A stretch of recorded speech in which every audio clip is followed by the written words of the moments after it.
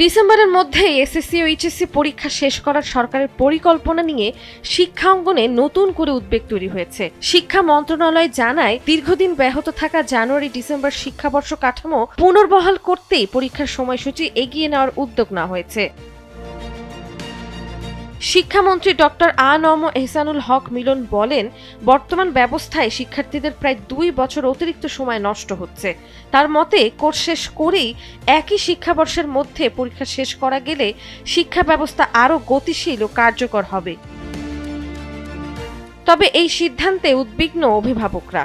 তাদের আশঙ্কা, সময় কমে গেলে সিলেবাস পুরোপুরি শেষ হবে না এবং শিক্ষার্থীদের মধ্যে শিখন ঘাটতি তৈরি হতে পারে। তারা মনে করেন, আগে পাঠ্য বিষয় সম্পূর্ণভাবে শেষ হওয়া নিশ্চিত করাই বেশি জরুরি। এদিকে শিক্ষা বোর্ড ও নীতি নির্ধারকরা বলছেন, পরিকল্পনা বাস্তবায়নে প্রয়োজন সমন্বিত প্রস্তুতি ও কাঠামোগত সংস্কার। শিক্ষক সংকট, পাঠ্যসূচি ও মূল্যায়ন পদ্ধতির উন্নয়ন ছাড়া শুধু সময় পরিবর্তন কাঙ্ক্ষিত ফল দেবে না। ফলে বিষয়টি নিয়ে শিক্ষা মহলে আলোচনা ও বিতর্ক আরও জোরালো হচ্ছে। নন্দিনী আহসান, সময়ের আলো।